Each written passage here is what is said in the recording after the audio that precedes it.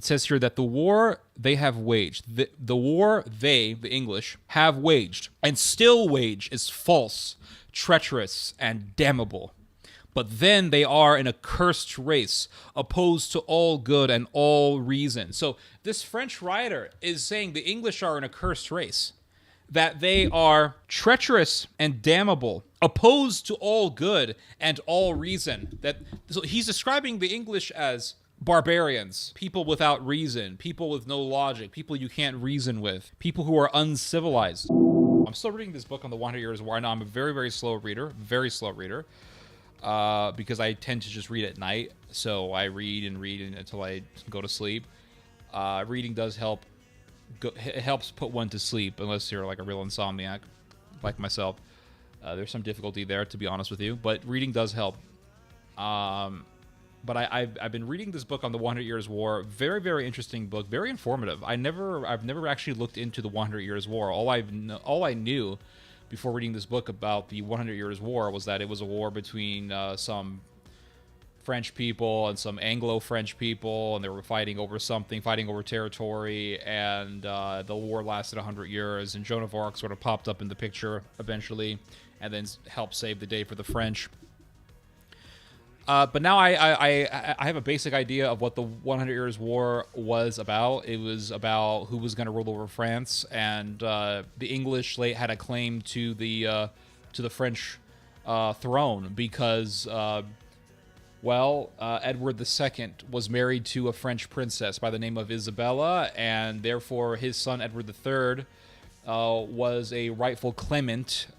He was considered to be the rightful heir to the French throne because the King of France died and he had no sons. So he said before he died, if he told his wife, if you don't give birth to a son, because she was pregnant when he died, if you don't give birth to a son, then you're gonna have to find someone to replace me outside of the immediate family. So the whole thing was, who was going to rule over France? Was it going to be the nephew, or was it going to be the cousin of the king? And so you had Philip of Valois, who was the cousin of the French king, and then you had Edward III, who was the nephew, and the whole thing just spiraled out of control from there. A lot of massacres. The French, from what I understand, the French drew first blood. The French began to do incursions into England. They sacked several areas in England, and they did some pretty atrocious atrocities, and they just butchered each other. And it just lasted. It went on and on and on for decades and decades and decades. And then eventually the French started really winning the war once the internal politics of the English went into shambles, and the English didn't really have much money, and also when the English lost their alliance with the Burgundian French.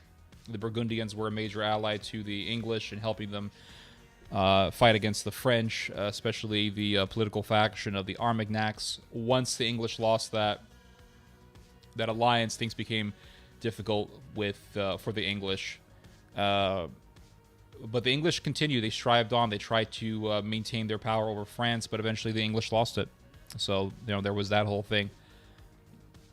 A lot of atrocities, a lot of chevauchés, mass pillaging of entire regions in France. I mean, there was the carnage was so horrendous, and it came to the point where French people really, really resented the English, and understandably so. I mean, the English were pretty atrocious and merciless and ruthless, and the French began to see the English as monsters. You can see literature from that time period describing the English as a pretty diabolical race of people.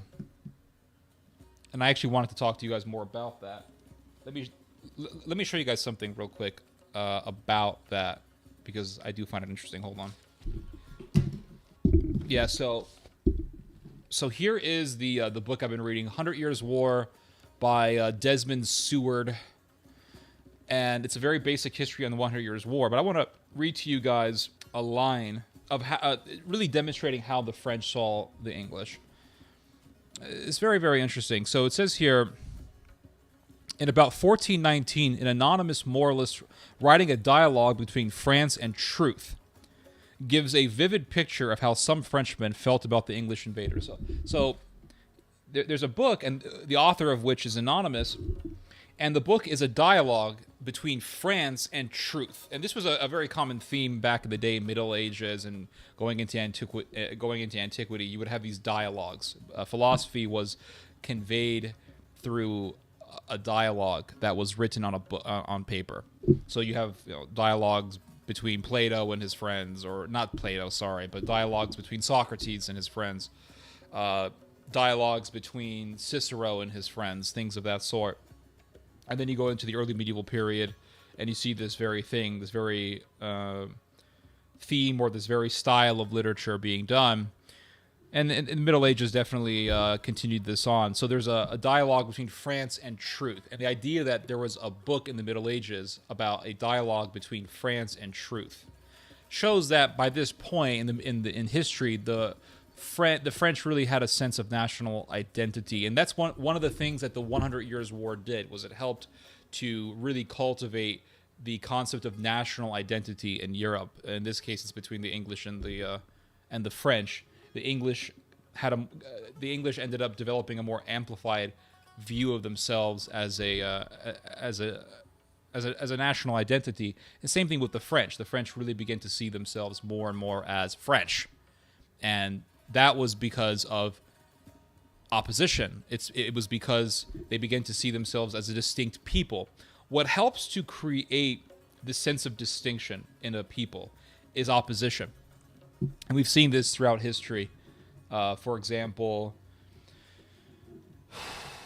the Mexicans. The Mexicans, they eventually had their own sense of national identity by becoming an independent country.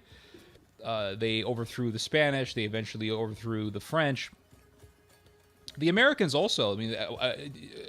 Initially, people living in the 13 colonies, they consider themselves Englishmen. They did not consider themselves Americans. There were no Americans. And then after they overthrew the English, after the Americans overthrew the British, the Americans began to form their own national identity. When Germany first unified itself as a country, when all these German states, these various German states, unified themselves to become the Germany that we know today, back in the 1870s, one of the things that Otto von Bismarck did was he created a sense of us versus them. He needed an enemy for the Germans to despise, for the Germans to be concerned about, because that sense of having an enemy would give them more of an amplified view of themselves, more of an amplified view of themselves as a national identity. So the enemy, of course, were the Poles. Eventually, it also became the Russians. And by having this sense of being attacked or being a target of an outside enemy or an outside force, it gives a people more of a sense of a national identity. We are this people. We are proud. These people are against us. And when you have an us versus them situation, the them being against you gives you more of a sense of us. This is how human nature works. It's very, very common amongst humans to act in such a way. And so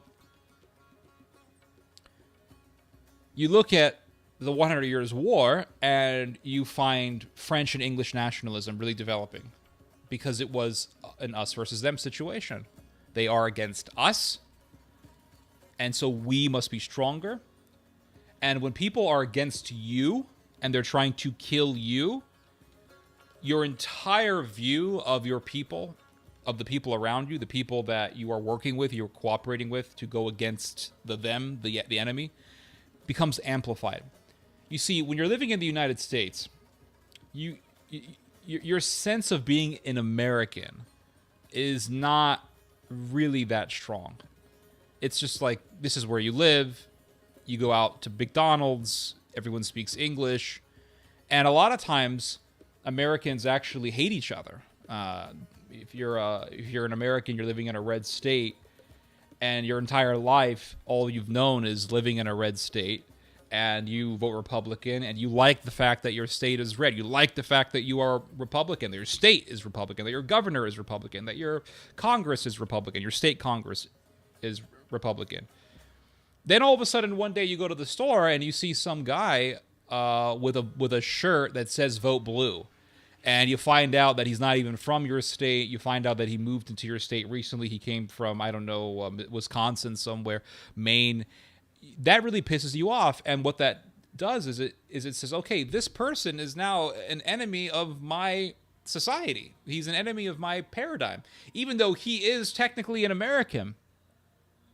Even though he speaks the same language as you, and he shares a similar shared American culture with you, you see him as an enemy. Why? Because now he's going to destroy everything you love, or he might destroy everything you love, or he wants to destroy everything you love. So knowing that gives you a stronger sense of your community. Now we really, really need to preserve this community. We need to preserve this culture that we love. We need to preserve all these things because these people are going to ruin it. So it makes you appreciate your own society. It makes you appreciate your own culture. Knowing that it could be destroyed by an outside force, knowing that what you have could be destroyed, makes you appreciate those things even more. It's like that song, you don't know what you got till it's gone, and everyone thinks that the guy said the F word when he's really saying you put up a parking lot. Everyone knows what I'm talking about. So, but if an American, let's say, goes to a different country, let's say you're a Republican and you go to France or you go to Italy, and no one wants to speak English, even though they may actually know how to speak English. And if you try to speak English, they look at you with a weird face. They look at you with disdain. With utter disdain, they look upon you. And you go to a restaurant and you're trying to order something, but you really can't. And the guy doesn't really understand what you're saying. It really sucks being in a country where the people don't speak your language, by the way. It really, really, really sucks. I mean, I know we all know that it sucks to be in a place where people don't understand you. But if you've actually experienced it, it really, really sucks to be in a country in the middle of a city where you don't know anybody and no one speaks your language. You try to communicate and you're using all the hand signals you can use and you're trying to use all the pronouns that you can, because pronouns are somewhat, in a way, a lot of pronouns are universal, right? There's a lot of words that we share throughout the world. Burger King, do you know where the McDonald's is? You know? American, yeah, we all know what that. We all know that those words, but it really sucks. And then in the middle of this chaos, in the middle of this tedious and annoying predicament, you spot an American. One thing that you will notice is that when you're in a different country, you will spot a member of your nation, of your country, a mile away. How that works, I'm not sure. But when I was in Italy, I was able to spot Americans a mile away. And I'm not exaggerating. I could see a group of people a mile away and be like, those are Americans. And I was always right. Those are Americans. You could look at Germans, and you know those aren't Americans. Even though they're white, you know those aren't Americans. They have a certain look, a certain demeanor, a certain cadence to them, a certain gait when they walk. You know that they are not Americans. Germans are a lot of them are very... They have a very arrogant way of conducting themselves. They have very arrogant mannerisms. Germans do. When I was in the Vatican, I remember seeing all the Austrian and German tourists, and they were just, they think that they're Übermenschen, they're over you, and they're walking like they won World War II. Like, homie, you didn't win this war, all right? But they're walking around like they own Italy, and they kind of do own Italy if you think about it. Because you go walk around Italy, you go to the BART station, German trains, German subway stations, German technology everywhere, German toilets, German showers. I was talking to an Italian guy when I was in Italy, and I said, everything is made in Germany. And he started laughing. He said, yeah, we're owned by them. Pretty funny. What's funny is that the Italians actually acknowledge this. But anyway, all of a sudden you see Americans, and you're like, hi. Wow. And it's really helpful because they speak your language and they can help you out. And when Europeans or other people who aren't your people are looking down on you because you're speaking a certain language, you're speaking your national language, and you're looking like your national self, and you walk like an American, talk like an American, they're looking down on you. A lot of Europeans look down on Americans, make no mistake, unless maybe if you're in England, because we speak the same language, there's not so much of that issue. But if you go to Italy or France, they will look down on you for being they will look down on you for being American. They don't like Americans. Spaniards, I never really had that issue. Spaniards, when I was there, and I was in Spain for a good while, I never had that feeling. Maybe it's because I do speak a little bit of Spanish, and that did help a lot. But still, even though I was speaking with broken Spanish, they knew what I was trying to say, and they would talk slowly and communicate with me. They weren't rude or arrogant. Spanish people were very, very chill. Never had any issues with them. When I was in Italy, though, it was just like, oh my God, you can forget about it. You know, they were just, especially Northern Italians, very arrogant people. They can be very arrogant. But being in that situation gave me, it's very strange. It's a very strange thing for me to say because a lot of times people don't see me as a patriotic person. But I felt very American when I was in Italy. I began to feel American. It's a very weird feeling. But I begin to actually feel American. Like, wow, damn. And I was actually glad to see other Americans when I was in Italy because it made things a lot easier. So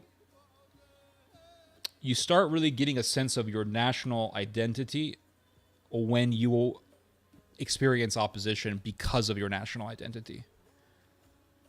It's very interesting how things work that way. This is why Muslims who live in Europe can become very...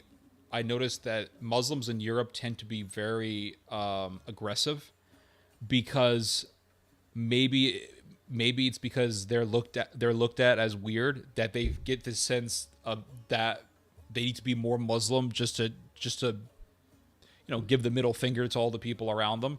So they start acting more Islamic. Whereas in the United States, you can have Muslims walking around, and more than likely, people aren't going to look down on you. Plus, America has a way of mixing everybody up. I don't know why. I don't know how, but America does have that way of mixing people up better than Europeans do. Hello, Giuseppe. So, basically, 100 years of almost constant fighting between the English and the French created this sense of national identities in both peoples. The thing is that if you want to make people more nationalistic, oppose their nationality. That's one of the things that I've learned reading about the 100 Years' War. And the other thing that I learned about reading about the 100 Years' War is that the French people really can't fight. Frenchies were getting their asses whooped in almost every single battle in the 100 Years' War, especially if you look at the major battles that took place. There were a lot of little skirmishes and battles that took place, and the French did win, I want to say a decent number of them. But if you look at a lot of the major battles, I mean, the French were losing. And even a lot of the minor battles, the French were losing a lot of them. And I've talked about them before. Battle of Sully, Battle of Sluy, which was the first major battle in the 100 Years' War. It was a naval battle. I mean, 30-something thousand French fighters on thousands of ships versus, what was it, like 15,000, 7 or 15,000 English fighters on a smaller number of ships, and the English were able to destroy the French. And you look at the Battle of Crécy, Battle of Calais, Battle of Agincourt. They were just getting their asses whipped all the time. Battle of Rouen. The French were just losing all the time. And even when the French would have far superior numbers, the French would lose because they just... I think the reason why the French lost so many battles is a mixture of different things. I think it's a mixture of... This is going to sound... It might sound controversial, I don't know, but this is my opinion, and people will disagree with me. I don't give a shit, but I think it's the truth. I think it's a mixture between genetics and military strategy. I think the English people are bigger than French people, physically. They have a lot of Germanic blood because of the Anglo-Saxon invasion. The French also have a decent amount because of the Norman invasion, but I think the English have more of it. The English are very much bigger people. Plus, the English had a lot of experience fighting the Scots, and if you can fight the Scots, you can fight anybody in medieval warfare. The Scots are very good fighters. Even the Romans couldn't take the Scots. And also the military weapons weapon, I should say, that gave the English the advantage over the French was, everyone has heard this before, right? The English longbow, or the Welsh longbow. There's a whole debate on whether or not the longbow is Welsh or is it English. I don't know, but the longbow gave a huge edge over the French for the English, and the French were just the English were very tenacious people. I mean, read the battles, the way that they fought, and even like for example, the Battle of Agincourt. I mean, it's such an epic battle.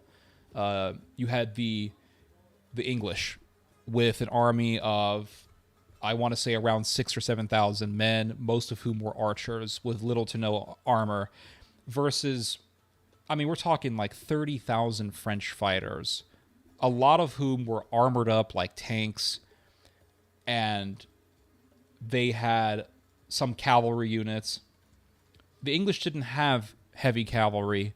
They had a small group of several hundred men-at-arms who were experienced warriors, but the rest of the army were pretty much archers. And the English were underfed. They were malnourished. A lot of them had died from disease before the Battle of Agincourt. So their numbers had been reduced to about, like I said, 5,000 or 6,000 men. And when the French came in, when the French hit the English line, the English formation, it did push the English back a little bit. But the King of England tells the archers, put down your bows and your arrows and just fight to the death. And you had these English archers with little to no armor, I mean, just slaughtering French fighters, even though a lot of these French fighters, like I said, they were armored up like freaking tanks. They were all tanked up. And you read stories like that, and you think, man, that must be so embarrassing for the French. So embarrassing for the French. Or when you look at the Battle of Crécy, I mean, tens of thousands of French warriors, French fighters, versus a much smaller number of English fighters. And the English are outnumbered in the Battle of Crécy. And the English have tons of heavy cavalry and crossbowmen. And the English don't have heavy cavalry. The English have, like in the Battle of Agincourt, they have a small number of men-at-arms, and they have a ton of archers, thousands of archers, and the archers are slaughtering the Italian crossbowmen that the French brought over, and the French had these huge horses and heavy cavalry, and they no matter how many times the French would do these marches, would do these incursions with their horses, the French were just getting picked out by the archers. They were just getting slaughtered by the archers. And it was so embarrassing for the French that the King of France, when he finally decided to retreat, he only had about 3 men with him. And they rode away, and they went to some castle because they were so parched, they were so thirsty, they needed something to drink. They stopped at this castle in the middle of the night, and the King of France is screaming at the men from the gate, "Open the gates, for this is what France has been reduced to." He said something to the likes of this. This is the fate of France. The King of France with only 3 men after the French had been butchered, even though they had the higher numbers, they had the superior numbers, they had tons of men-at-arms, tons of armored men, heavy cavalry, crossbowmen. They should have won this battle, and they didn't. It really tells you something about the tenacity of the English in those days. They were very, very tough people. And for the Scots to have been able to get the victories that they did with William Wallace and then later on with Robert the Bruce tells you something about the Scots. The Scots were freaking warriors. The French did win the 100 Years' War, but this is after decades and decades of getting their asses whipped. And like I said, the English lost eventually to a great extent because the English didn't have as much money. The English were dealing with an agricultural disaster. The English, the alliance that the English had with the Burgundians was very, very shaky. The Burgundians weren't really...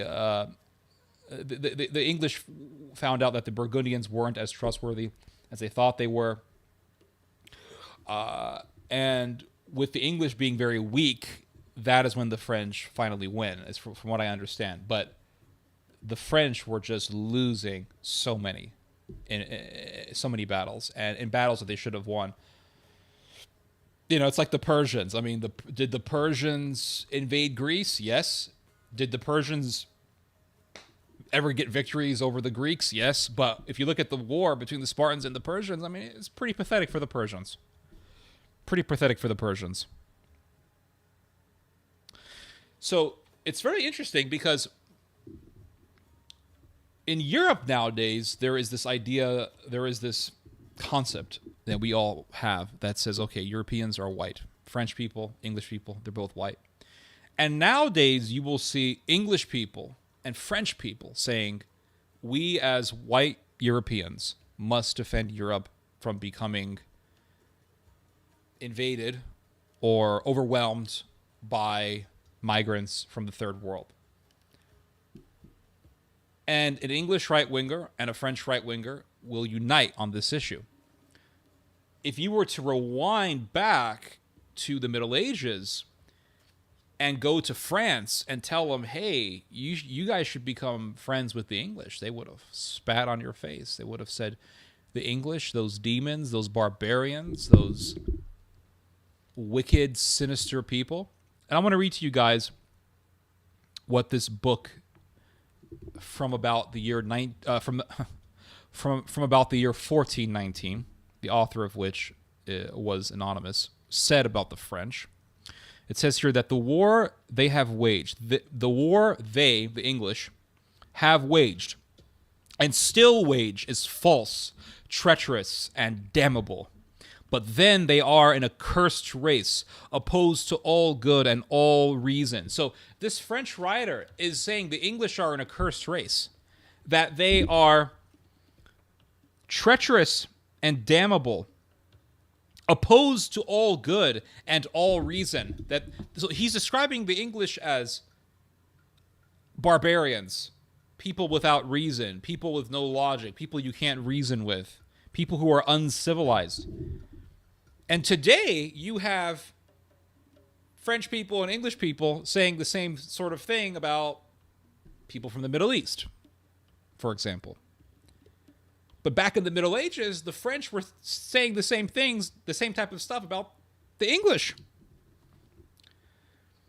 But then they are an accursed race, opposed to all good and all reason, ravening wolves, proud, arrogant hypocrites, tricksters without any conscience, tyrants and persecutors of Christians, men who drink and gorge on human blood, with natures like birds of prey, people who live only by plunder.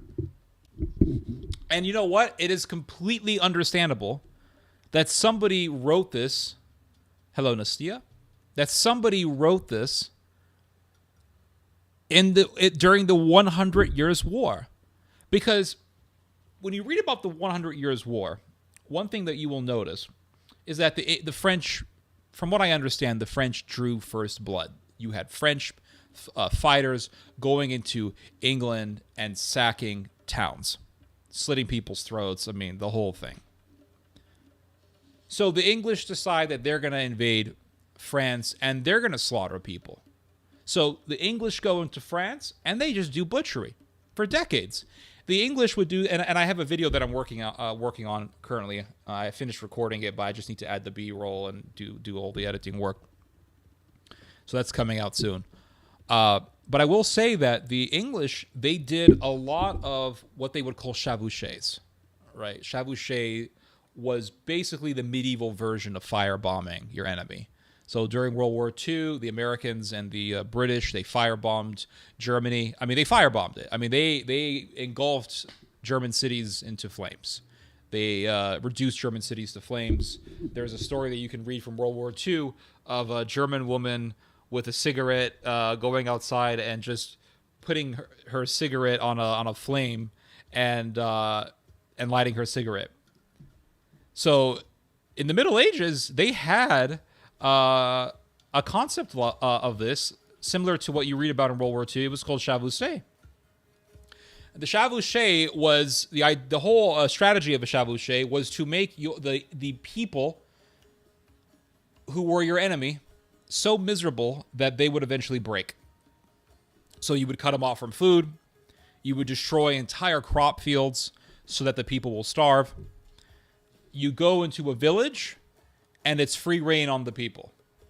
It was killing, stealing, raping. And this happened so many times in the 100 Years' War. It was basically free reign. You do what you want. You go into a village, you do the chavouché. You go into an entire region of France, and there's all these villages around. You go throughout these villages, and you do a chavouché. You steal, you kill. And you will read about how French people would run out of the village when they knew that the English were coming. They would run out of their villages, and they would go into the forests. And so the English would come, and they would look for the people. Where are they? Where are they? Where are they? Where are they? And then eventually they would say, they must be in the forest. So the English soldiers would comb through the forest, scouring for peasants to kill. And they would hunt people down in these forests. It's like, I remember reading about this, thinking to myself, this is like something out of Nazi Germany. Oh, there's Jews hiding in the sewers, we go into the sewers. There's Jews hiding up in the ceiling, we go up into the ceiling. Jews hiding in a basement somewhere, we go in there. Like in the scene from Schindler's List, when the Germans are using the little doctor's tool, I forget the name of it, the one that the doctor uses to hear your heartbeat. They're using that tool to see if there's any Jews inside the walls and things like that. And the English, these Anglo-Saxon, Germanic / Norman fighters, they were going around scouring the forests for French peasants and raping and killing and looting. And you had English people who were dirt poor back in England. And they said, man, we're dirt poor. How do we get rich fast? They're chavouchés. Go into France with an English army and participate in a chavouché. You took hostages, French hostages, and then you could use those French hostages to get ransom money. If they were poor French people, you would just kill them because nobody was going to pay money for them. But if you found yourself a French nobleman, you hit bank, you hit a jackpot, because now you could ransom that nobleman for a lot of money. And they were English people who were dirt poor who became rich by simply partaking in these battles in France and chavouchés. Plus, there was a lot of loot, a lot of booty. You stole a whole bunch of stuff. You had now valuables that could help you get rich. And then, of course, there was the very diabolical practice of rape, which was quite common. You became a marauder. That's right. You became a marauder. It was like the Vikings. You know, there's all these arguments about why the Vikings did what they did. Why did the Vikings decide? Why did these Scandinavians decide to go out and just rape Europe? Basically, effectively what they did. And there's one theory that I heard that there weren't really a whole lot of women in Scandinavia, and so these Scandinavian guys decided to go out and get women. There was a lot of sex trafficking that was being done by the Vikings. The way I look at it is that the Vikings were simply people who wanted to get loot fast. Scandinavia at that time, I imagine, was quite poor.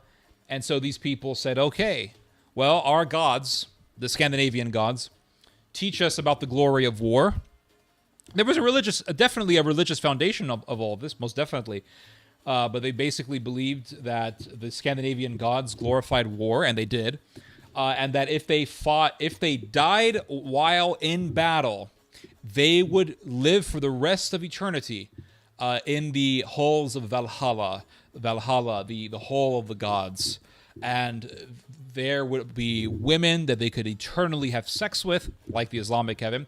And there would be endless amounts of mead to drink. So you would be drunk, having sex, and you would be fighting in heaven. Endless battle. So battle, sex, and alcohol for all of eternity. And this is the biggest difference, I think, or one of the biggest differences between the Islamic heaven, what is known as Jannah, and Valhalla, is that in Jannah, you have sex, mansions, and wine. In Valhalla, you have sex, mead, which is basically wine made out of honey, and you have battle. And in the Islamic Jannah, in the Islamic heaven, there is no eternal battle. So the Scandinavians, they basically said, let's go out and loot. And if we die in battle, we'll be in Valhalla. And let's go to those monasteries in Ireland. Let's loot the monasteries in medieval Europe. Let's steal all this stuff. There's lots of stuff to be stolen. Lots of loot. Vikings also were involved in sex trafficking. Everyone talks about everyone talks about how the Vikings were these like noble people, and no, they weren't noble. They were criminals. So they went out, they stole, and they stole people. Oh yes, they were into sex trafficking. This is not talked a whole lot about, but it's true. They were into sex trafficking.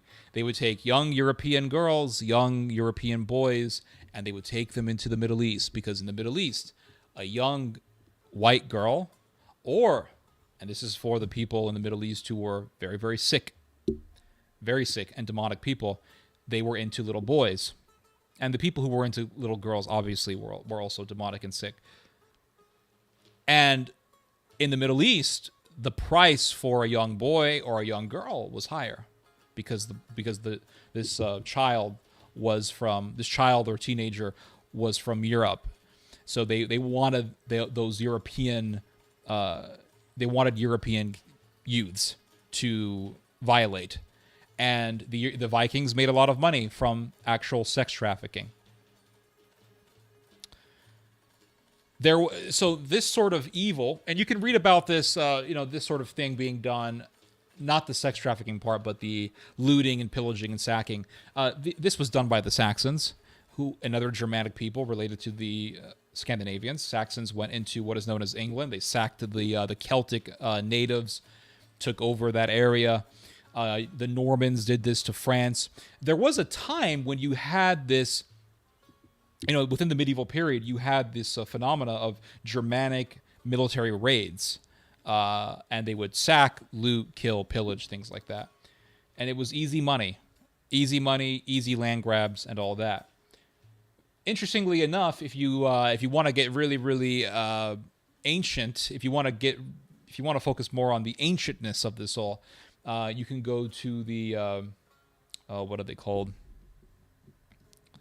The Yamnaya people. Yeah. So who were the ancestors of today's Europeans? Well, according to the archaeologists, they'll tell you that one of the main ancestors, or the main ancestor or ancestral people of much of the Europeans today, are people called the Yamnaya.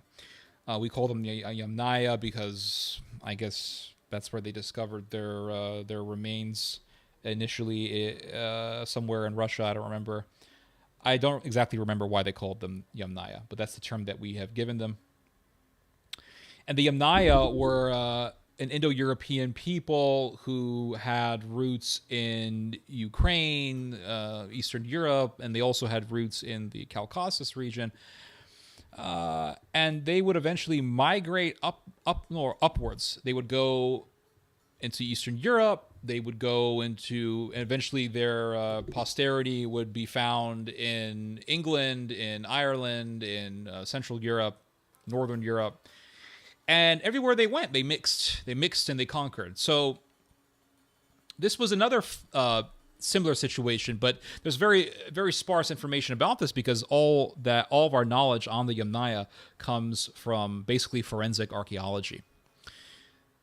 So they basically, we really don't know much about them. We do have knowledge on their genetics, their genetic makeups. We do have some of their weapons. Maybe we have some knowledge of their religion, but for the most part, I mean, we're talking very scarce information here. But what we do believe, what the forensic archaeologists believe, is that at one point in history, there was an explosion of these people. These people just spread throughout Europe, and they mixed up, and they conquered, and they were very warlike people. So the European people today, they can trace their genetics back to the Yamnaya. And interestingly enough, I believe that the country, or the countries in Europe today that have the most Yamnaya blood, I'm pretty certain are the Germans. I could be wrong about that, but this was a common phenomenon in ancient times. And you fast forward into the Middle Ages, and you read about the Anglo-Saxons all of a sudden invading England. You read about the Viking invasions that really, really messed up a lot of Europe. And then you read about the 100 Years' War. And when you read about the 100 Years' War, you read about these English people whose descendants are Anglo-Saxons. You read about these English people just going into France, raiding, pillaging, raping, and then taking loot back and taking people for ransom and getting really wealthy, taking entire territories in France. And it's kind of like the Vikings. That's what I was being reminded of. It was very reminiscent of the Vikings. Like, well, you have these Germanic peoples who are doing these raids, and they're getting a lot of loot, and they're getting wealthy from these incursions. And then you read about the 100 Years' War, and it's kind of similar. I understand there's a much different background when it comes to the 100 Years' War. I mean, the whole vying over who was going to be the French monarch being the main catalyst of the conflict, or at least one of the main catalysts. But it's similar. It rhymes. This whole thing rhymes. And so as I was reading about the 100 Years' War, I'm thinking, wow, very interesting. Europeans today will unite, and they'll say, we're going to unite against the influx of migrants, which is, it's understandable because a lot of migrants have been trouble. I'm not saying that that's all just a figment of their imagination, although I will say that the problems with mass migration are being used as a pretext for evil motivations, such as reviving Nazism. And I've talked about that many times. But nonetheless, if you were to go back to the medieval period, I mean, you had white people who saw themselves as accursed, as an accursed race. The French seeing the English as an accursed race because of what the English were doing to the French. And even, I mean, you don't have to go back that far. You could go back to World War I and World War II, and you will see the Europeans despising one another, despising each other. So perhaps at the moment, Europeans can unite against mass migration. But maybe in the future, we will see different European peoples despise one another. Perhaps in the future, we will see Poles and Germans despise each other again. The way I look at it is that tribalism can be done amongst people who look exactly like each other. You can have Serb versus Croatian. I mean, Serbs and Croats speak the same language. They're the same people, the same Balkan Slavic people or Southern Slavic people. They will hate each other. And in the 1990s, the Serbs and the Croats had a war. In World War I, the Croats and the Serbs killed each other. Really, the Croats butchered the Serbs during World War I. World War II, you had the Ustashi, the Croatian fascists who were proxies of the Germans, and they butchered so many Serbian people, hundreds of thousands of Serbs. Hundreds of thousands of Serbs. But yet, they want to talk about the Muslims. I understand the Muslims are a problem, but in many cases, you will see people who look exactly alike killing each other. So you have to ask yourself, where does that come from? Because you see, you have these people who want to make everything about eugenics. They'll say, well, blacks don't get along with whites because of genetic differences. But at the same time, throughout history, you find white people not getting along with each other. And you can even go to Israel today, and you can find many Jews who don't get along with each other. You find secular Jews hating on religious Jews, Orthodox Jews hating on secular Jews. You have Jewish extremists who hate Israelis who are politically moderate. I mean, you find this amongst Israelis who are a very nationalistic people.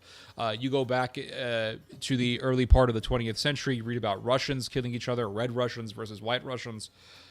You read about the Chinese Civil War, communist Chinese versus nationalist Chinese. These were the same people, but yet they hated each other more than they hated anyone else around them.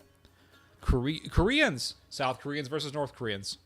I mean, that conflict, that contention between North and South Korea is still there. We're still talking about it.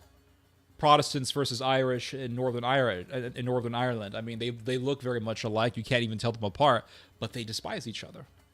They despise each other. So is hatred really all about eugenics and genetics and genetic differences? I don't think so, because you just see so many overwhelming examples of people who look exactly like each other hating each other, hating on one another. So what is the root cause? In my opinion, I think a lot of this is spiritual. And I think a lot of it is a resentment that certain people have against other people because those people at some point did them wrong. So, for example, in the United States, we have slavery, right? We had it. We don't have it now. But at one point in time, we had slavery. And we're still talking about slavery. The problem, and I don't have an issue with talking about slavery, the history of slavery and all that. In fact, I don't think we don't get into enough details about slavery. You know, who were some of the people behind it? What were their names?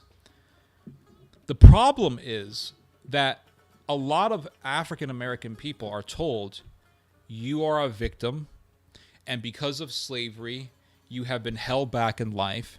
Because you're black, you're being held back. Because you're black, police officers stop you. And we've seen this so many times.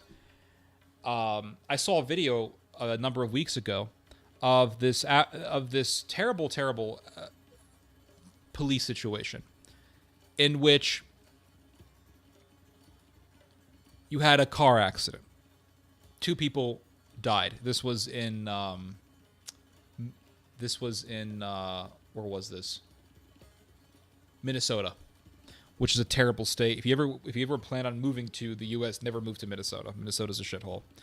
It's an absolute dump. It sucks. It really is. If America had an anatomy, I would say Minnesota would be the asshole. Maybe I'm wrong. Maybe the asshole of America is Colorado. I don't know. It's debatable what is the asshole of America. But anyway, there was an accident. 2 people were killed. And you see this black girl who is crying, and she's absolutely hysterical. She's so hysterical, and she's crying so much. She's screaming and screeching so much. You think, wow, this person is the victim here. Like, what the hell's going on? What's happening?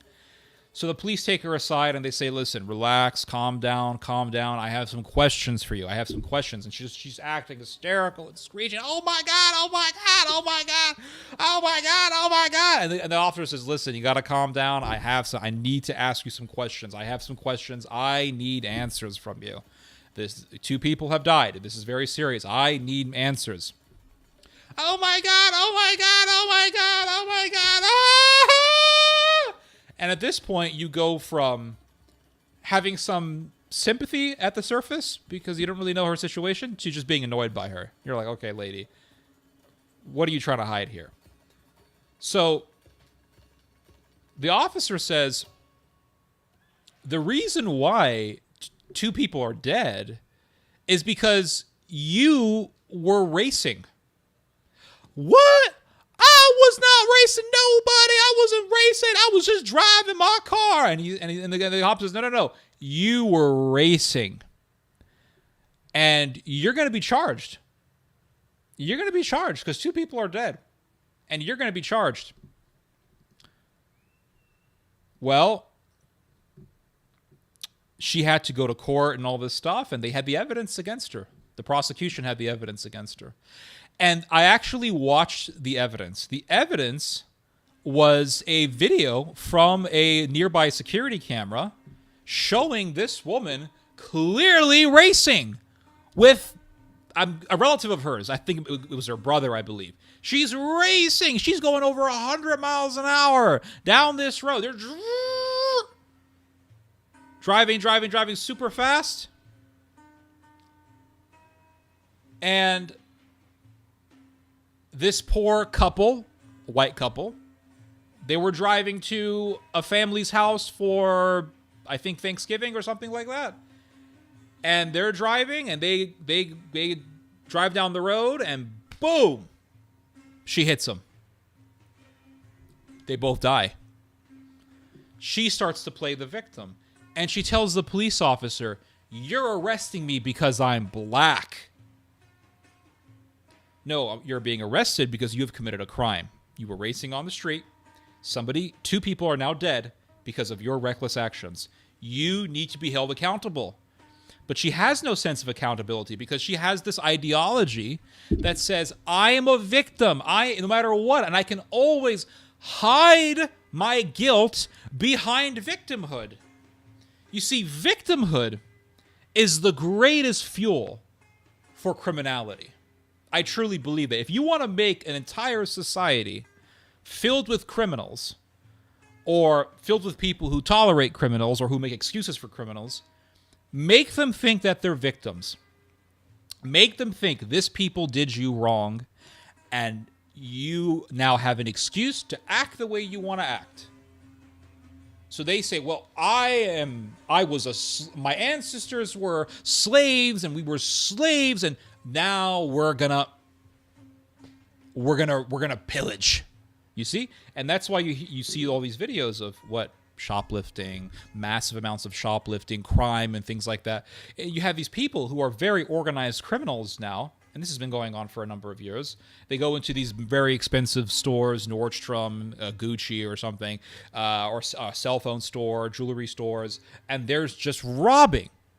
And they don't give a damn. They don't even have a sense of, oh my God, I'm doing something wrong. Oh my God, what is wrong with me? Like, listen, there have been a couple moments in my life when I forgot to put something on the little conveyor belt that you put your groceries on when you're buying stuff at the store. I don't know what they call it, right? It's the conveyor belt. You put your groceries on the conveyor belt, and then the register lady passes it through the scanner. Okay, there have been moments when I have forgotten to put things on that conveyor belt. And I'll go to the parking lot, and I'm looking at my grocery cart, and I'm thinking, oh my God, there's an item here that I forgot. And every single time, I have gone back and said, hey, I forgot to pay for this. And this, oh, no problem. Just, it's this much money. Okay, here you go. And I'll go. My conscience is cleared. Or are you saying you're a saint? If you want to make that argument, you're insane, because wanting to pay for things doesn't make you a saint. All right. If you think that wanting to pay for things makes you a saint or makes you want to portray yourself as a saint, you got a pretty low bar for morality. I mean, this is like the baseline of morals here, right? Don't steal, don't kill. You have these atheists who'll come and say, I'm a moral person. I don't steal, I don't kill. That's the baseline. That's easy morals. Don't murder, don't steal. Pretty easy in the morality spectrum here. Pretty simple. Basic rules. Don't steal. Don't rape. That's another one. Don't rape. I'm a moral person. I've never raped anybody. Well, this is basic morals. Don't rape, don't steal, don't kill, don't murder. But the reason why I do that is because I know, like, even if it's something as simple as a can of peanuts or something, can of beans. If I say, it's not a big deal, I'm just going to go, I would feel guilty about that. Like, I would feel guilty. Like, I stole something. There's something about it. It'll just irk me a little bit. A little pricking at my heart. I'll feel it. There's an actual feeling. But you have these people who just steal, and they don't give a shit, because for them, they've earned it. You know, they've earned it because they've been wronged. Their ancestors were wronged. We deserve this, you see? And it's this mentality that's the poison of the mind, the poison of the soul. I'm a victim, therefore I earn this. It makes you wonder about the war between the demons and the angels in heaven. How did that all happen? We have little bits and pieces of information in the Bible about the war between the angels and the demons and how all that happened. I kind of remind myself, I kind of am reminded of that scene from the film The Matrix, when Morpheus is trying to tell Neo the lore of how the Matrix came to existence. And Morpheus says, we have bits and pieces of information, but we do know is that it was us who tried to scorch the sun. We have bits and pieces of information about the war between the angels and the demons. What we do know is that Satan was very arrogant, and he did not want to serve God. He didn't want to serve God. He was arrogant. And I can imagine, because it says that Satan convinced a third of the angels to follow him. And I can imagine the conversations that Satan had with the angels that he wanted to seduce to his cause. Well, that God guy, he has all the power. I mean, we can share some of it, right? Why can't he give some of that authority to us? And now he wants us to honor mankind. Man is lower than us. Why are we doing this? I'm sure he had some very convincing arguments. And if anyone is very good at convincing people to do evil, it's Satan. Satan, at the end of the day, is an eternal lawyer. But I can imagine the arguments. So this is the poisoning of the mind, to get people to think that they are owed something. I am owed this, therefore I can do that. You see this in war all the time. Soldiers have, their fellow soldiers have been killed in battle. They're hungry, and they're filled with rage. Not only filled with rage against the soldiers, the enemy combatants, but they're enraged at the people who are in the country that they're fighting against, or they are a part of the culture of, that the enemy combatants are a part of as well. So they go where? What do? They say, well, we're soldiers. We've been fighting your people, fighting your soldiers. They've killed our guys. We're hungry, and we haven't seen women in a long time. Therefore, we deserve to. And they go into towns, and they rape, and they pillage, because they believe that they're owed something. You see? They believe that they're owed something. And I think that the English had a similar way of thinking.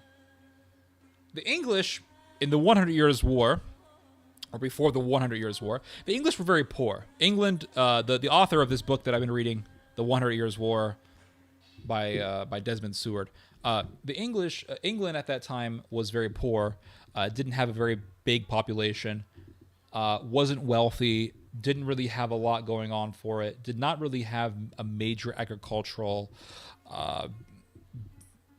business, and the French, on the other hand, were very wealthy. France was an agricultural bastion. So much wine was being produced in France because of all the vineyards.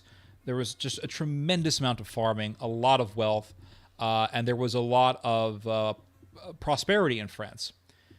And I think the English envied that. I think they saw themselves as deserving to go in there and loot. And they did. And they looted the wealth of France. And you can read a similar thing when it comes to the sacking of Constantinople. Not the sacking done by the Turks. See, everybody wants to talk about what the Ottoman Empire did in 1453. Nobody wants to talk about what happened before, where you had Catholics going into Constantinople, looting the hell out of the city, looting it of its wealth, and becoming rich. And Constantinople never recovered from that, and so it was easy picking for the Ottomans. But who made it easy for the Ottomans to take Constantinople? It was the Frankish mercenaries who were supposed to go take Jerusalem, but they went rogue, and they decided to go to Constantinople. And they looted the wealth of that city. Europe at that time was not really that wealthy. So Western Europe, that is, Northern and Western Europe. So the East was wealthy. Constantinople was a very wealthy city. So they said, let's go take it. It belongs to us. We deserve it. Because you can read about African American criminals today, right? They go into stores, they steal, they think they deserve it. And you can say, well, this is black behavior, right? But at the same time, you can read about European wars, and you can read about Europeans doing this to each other. Stealing and raping and sacking and looting and laughing about it as if it's fun and games. Well, is that genetic as well? Was that also genetic? Was that from their genetics? I think the problem is the poisoning of the soul. Now, do genetics play a role in our behavior? Yes, they do.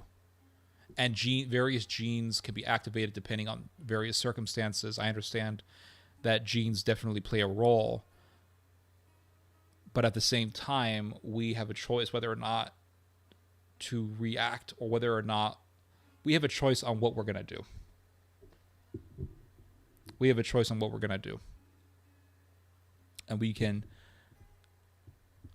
overpower, or we can choose not to follow what our bodies want. Didn't the Greeks slaughter the Latins? Yes, they did. I'm glad that you mentioned this. There was about 90,000 Latins who were butchered by the Greeks.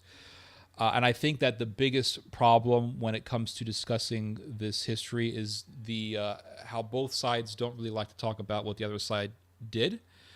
So yes, before the Franks sacked Constantinople, not too long before that, there was a pogrom that was done by the Greeks against the Latin community because the Latin, and again, I'm glad you brought this up because this is actually another example of what I'm talking about.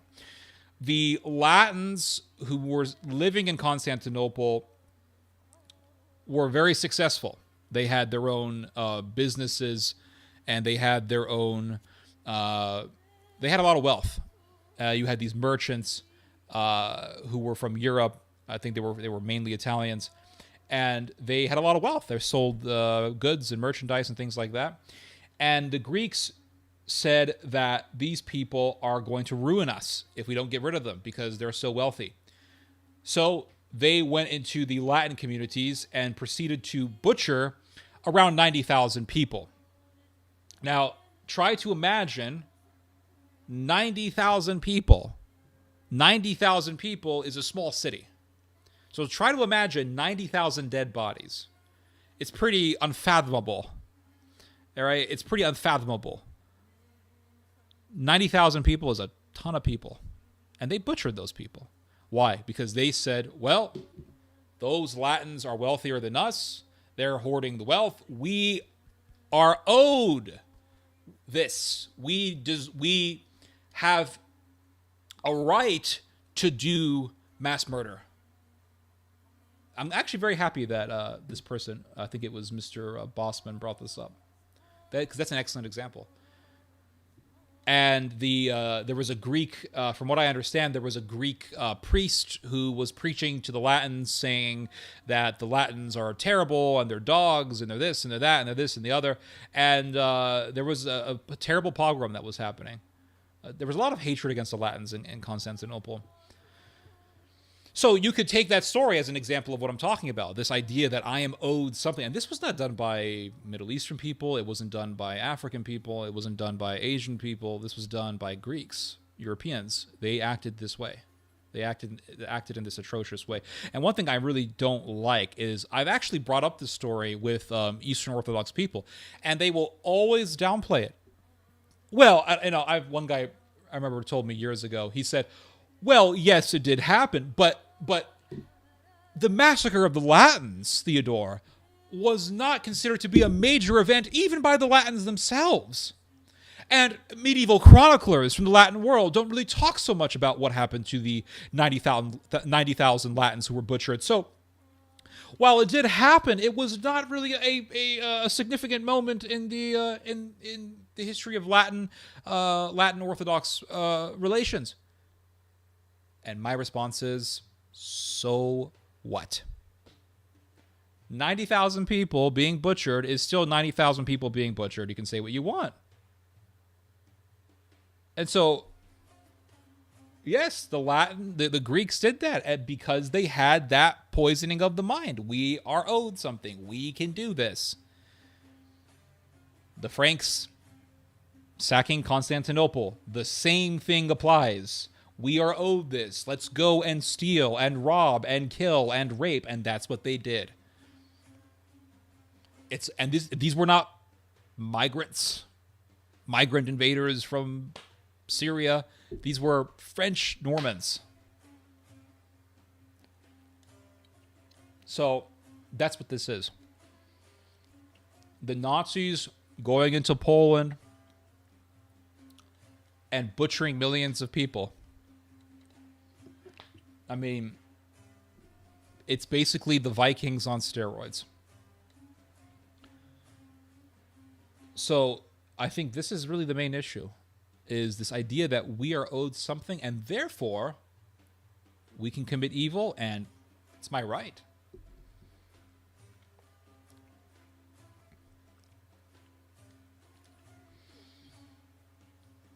Evil is not a substance. It is the deprivation of good. You have an incorrect metaphysics. Okay, what did I say that was incorrect? You're talking about yin-yang? I don't know. Never studied yin-yang. Well said. Appreciate that.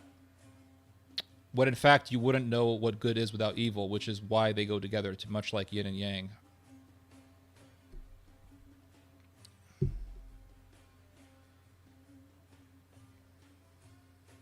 Oh, I think you guys are arguing.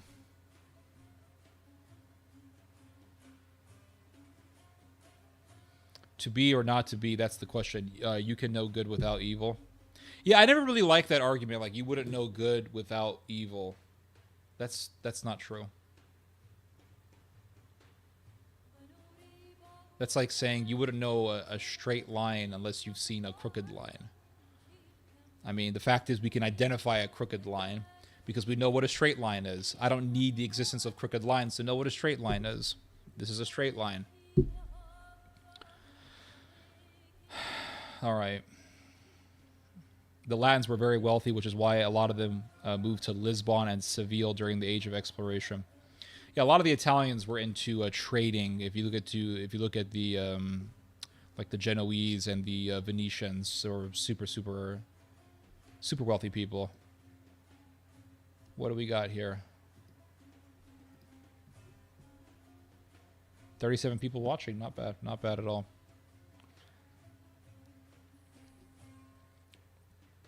I remember reading about the raiding of Constantinople. I cried and cried. Couldn't believe it was so. Now I am jaded. People are capable of anything. Which raiding by the Franks? I remember reading about that back in 2000 and let's say 14. And I was very depressed by what I was reading.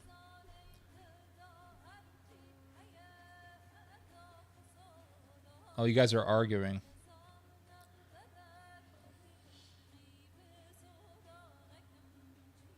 You guys are arguing. Eternal lawyer.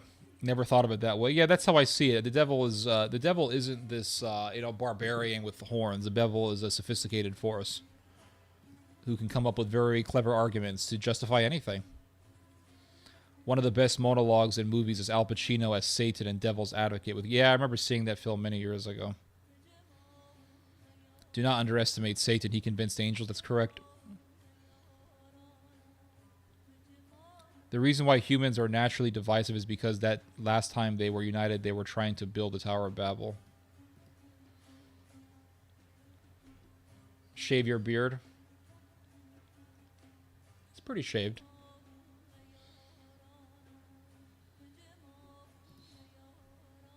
The abject madness and slaughter that humans have engaged in throughout history. I never really understood that. I never really understood just the idea of going into a country to raid and pillage and steal. I remember reading about the 100 Years' War, and you read about how you had these random English dudes who went to church, and they went to mass, and they took communion, and they were like, all right, I'm going to go for a raid. I'm going to do a little chavouché, have a little bit of fun. I'll be right back after a few months, all right? I'll be a little bit wealthier, all right? You hear? I mean, there's nothing Catholic about this behavior.